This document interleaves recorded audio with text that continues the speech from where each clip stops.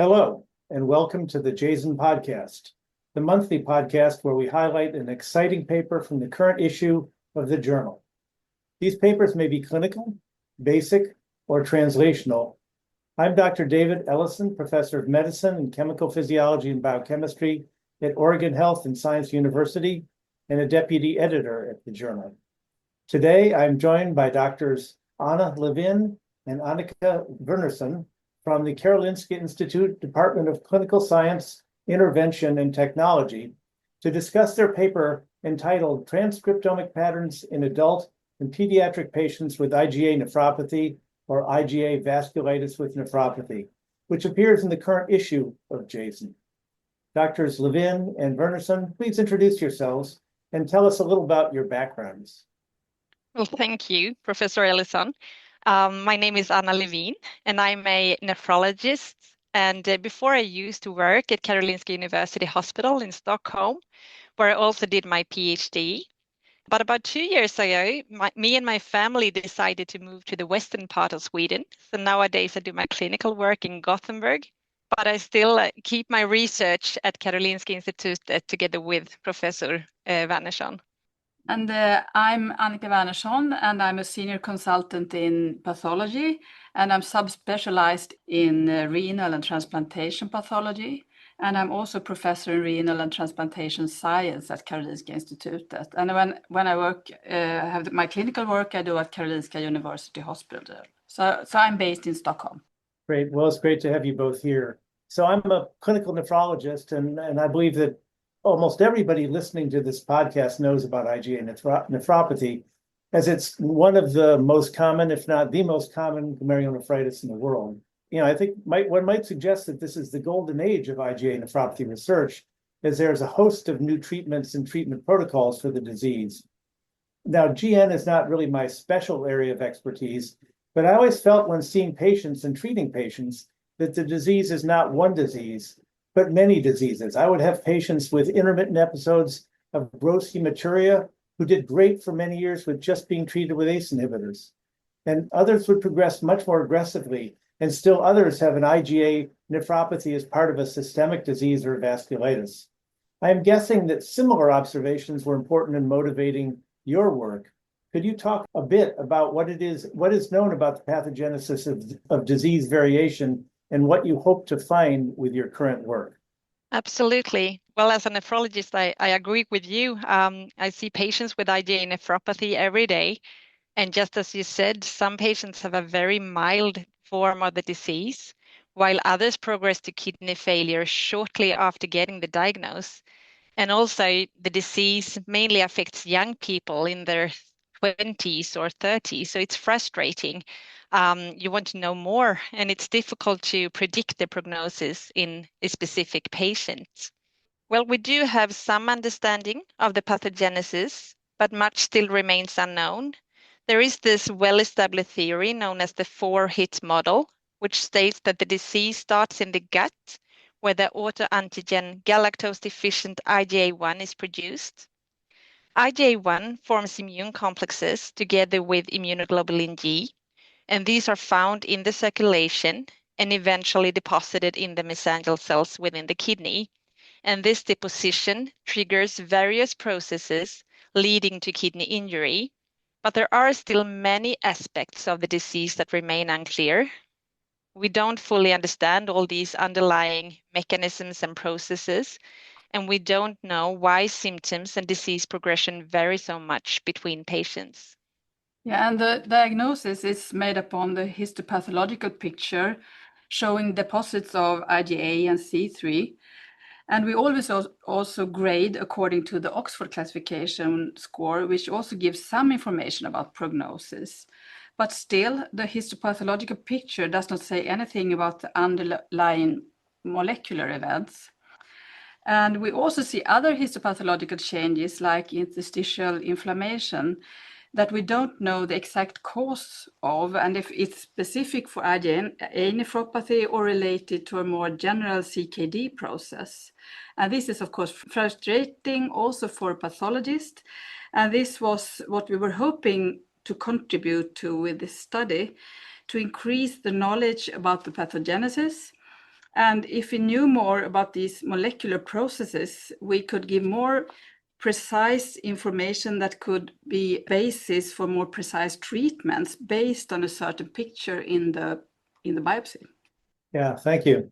Well, one difference between your paper and I think others is the breadth of patients you studied, including both adults and children and patients with both systemic disease and limited disease.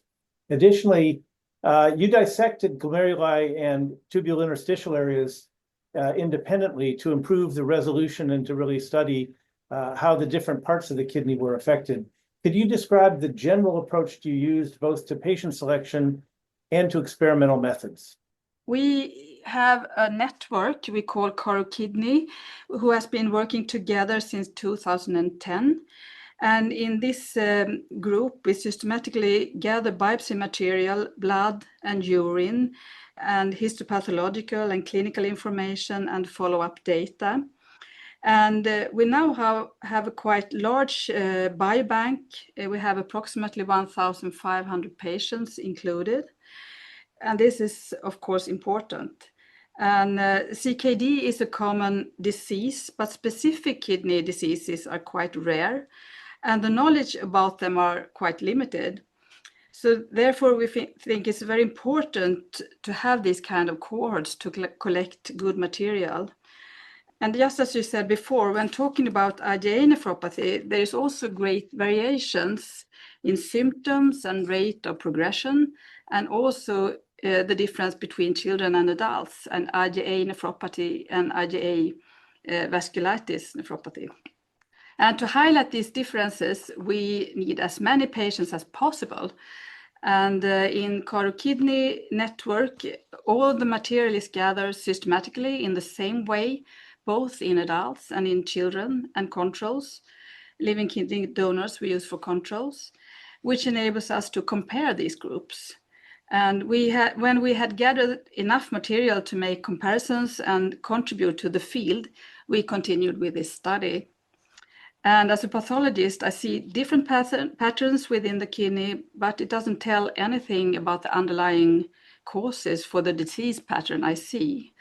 And RNA-seq in kidney tissue gives some answers, hopefully, to these questions.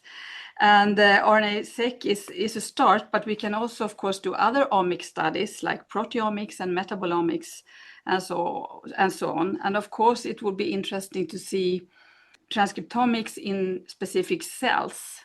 And that is a challenge, but we hope that spatial transcriptomics can help us even more to get ideas about how different cell types contribute to the different disease patterns.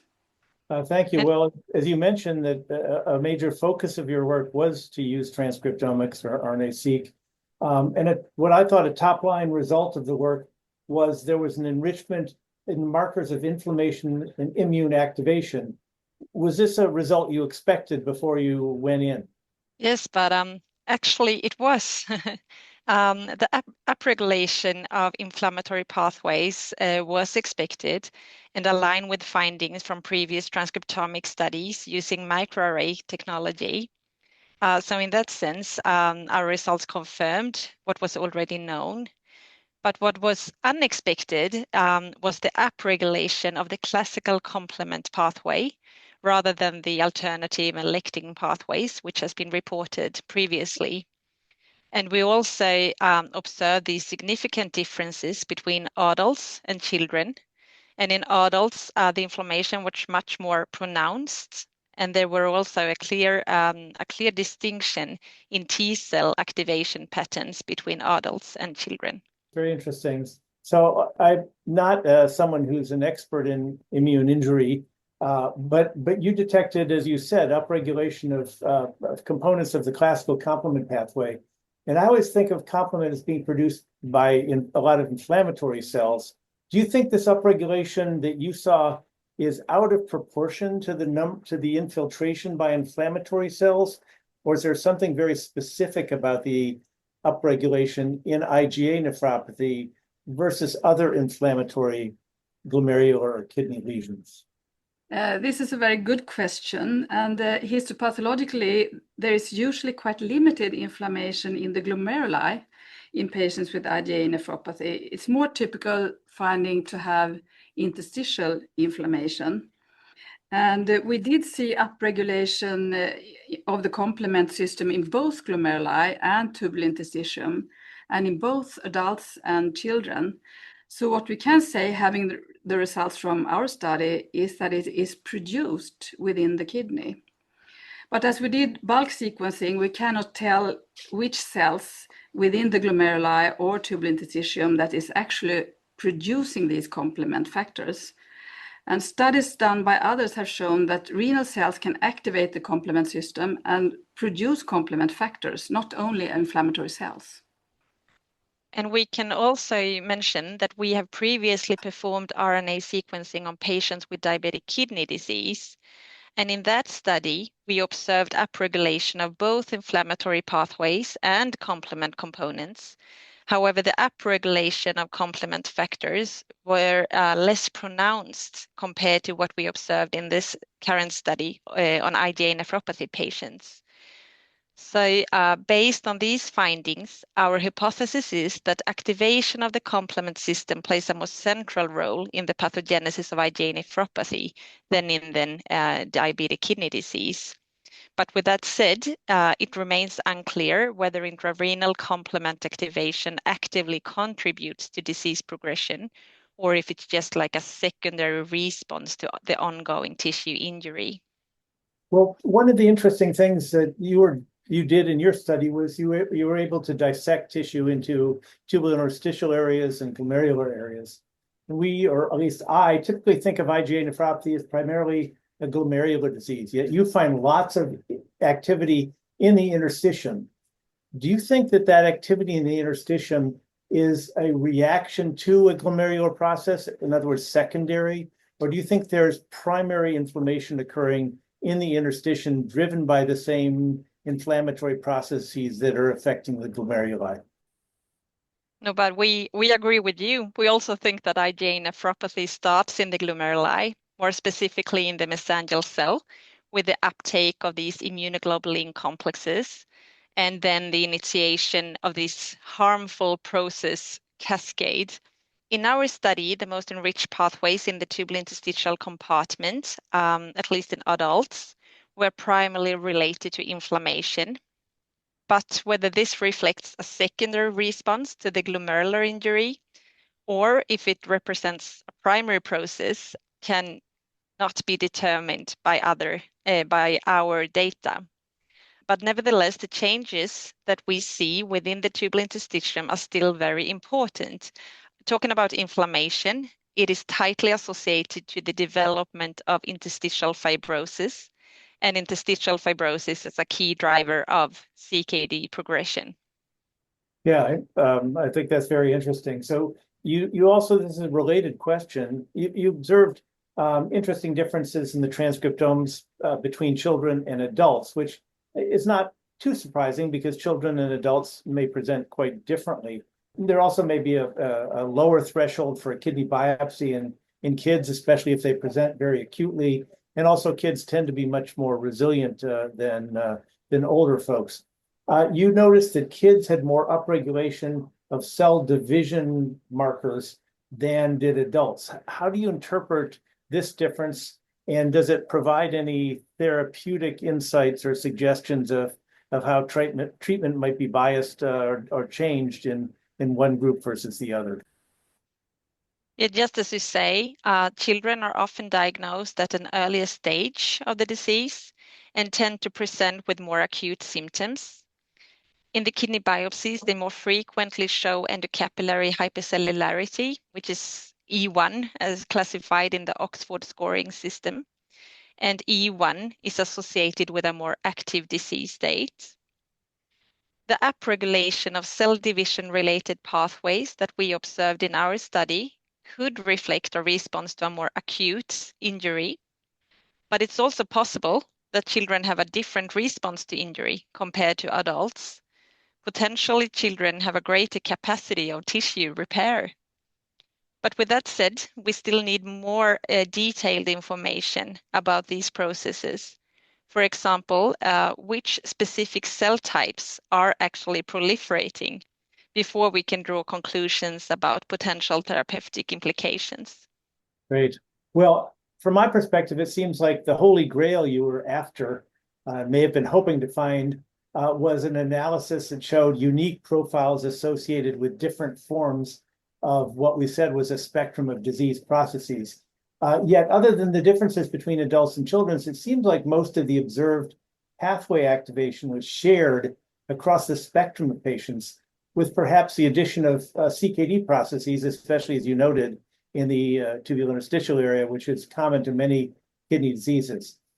This seems like it keeps us approaching such patients without the kidney precision medicine approach that is so popular in cancer. And I think we're moving a little bit more towards in kidney disease. Could you comment on these issues and talk a bit about what avenues of research might help to define subtypes better in order to allow us to use a more precision approach in diagnosing and treating our patients with IgA nephropathy? Yeah, we completely agree with you. It would have been fantastic if we had found specific genes or pathways associated with disease progression, for example. But as we discussed before, IgA nephropathy is a very heterogeneous disease. And with that said, our cohort was too small to find such differences. However, we did observe significant differences between adults and children in many differentially expressed genes associated with kidney function. As we did not include any disease controls, it is possible that these genes are not IgA nephropathy specific. Instead, they might represent drivers of a more general CKD process. And just as we talked about before, the genes and processes involved in development of fibrosis is also very interesting and important, as they may represent potential therapeutic targets, not only in IgA nephropathy, but also in other causes of CKD. And I agree. If we could design a study including only IgA nephropathy patients at early stage, grouped into slow and rapid progressors, and also including other kidney diseases as control, as well as healthy control material, that would have been ideal. But that is unfortunately difficult for many reasons. Many patients don't have symptoms, while the disease often is diagnosed at a later stage. And also performing a biopsy is associated with risk of bleeding. And we have to prioritize material for the diagnostic work as the amount of tissue is limited. And also because of that risk, the risk of bleeding, repeated biopsies are rarely being performed, which make longitudinal studies almost impossible, unfortunately. Yeah. In listening to what you're saying, I'm sort of wondering whether if you think the next big step will involve larger and more diverse cohorts of patients, or will it involve some additional technology that allows you to gain better insights? Probably you're going to say both, but you might comment on where you think this is going in the future. Yeah, I say, as you thought I would say, both, I think. As you mentioned, it's a very exciting area to be involved in kidney research right now, because there are these new technologies enabling us to learn so many new things. And I mentioned about single cell transcriptomics and spatial transcriptomics, for instance, that can give us more detailed information. But also, as you said, IgA nephropathy, as well as other kidney diseases, are rare, and symptomatology is heterogeneous. So therefore, we have to collaborate and use bigger cohorts and collaborate with other groups in different countries to make a maximum out of these new high-tech methods. So I think, as you said, both new technologies, but also collaboration, so we can have bigger cohorts. That I think would help us. And also, I mean, it's so interesting and stimulating also now to try to find more detailed information, as there are so many new treatments that are possible. they are coming new treatments options now, and we need to know how to use them in the best way for our patients. Yeah, I guess as a nephrologist, I'll put in a plug for nephrology because it does seem like many of these diseases, even despite advances in understanding diagnostic categories, and even despite improved therapeutic agents, more and more require a close collaboration between the nephrology clinicians and the pathology colleagues, and really a close interaction and conversation, because it still is fundamentally a spectrum of disease, and you're going to have to make a choice about how you approach patients. And we know from some of the steroid trials with IgA nephropathy, the traditional therapies for this disease are often quite toxic, and you can sometimes hurt people more than help people if you don't approach it carefully. So it's really it's a fascinating field, and in some ways it hasn't changed that much from when I was a trainee, but in other ways it's really finally we have some new therapies, and it's great to see. So if you have any last thoughts about where the field stands right now and how this fits in, I'd be happy if you want to share them. Maybe I could add that you said that we need to work close together, different specialists, and that is exactly what we have been doing in this Caro Kidney project. We work pathologists, nephrologists, basic scientists, transplantation surgeons, and like we have a group where we collect this material and try to make the best studies out of this cohort. So we work close together and have regular meetings where we discuss our results and how to move on. And as you say, I think it's so important that we collaborate between different specialties and also between different countries to help us to understand this better. So I completely agree with you. And I think we should be hopeful. Yeah, and I think just a final word from my side. I mean, I think we're really happy to have studies from places like your institute in JASN. It's a great venue for having this kind of paper, and I certainly look forward to seeing more work coming out from this group, and larger cohorts and advancing technology, and maybe by the time another 10 years pass, we'll have a real precision approach to these patients, and that'll be great. Thank you so much to both of you for joining us this today, and look forward to hearing more from your work in the future. Thank you very much. Thank you very much.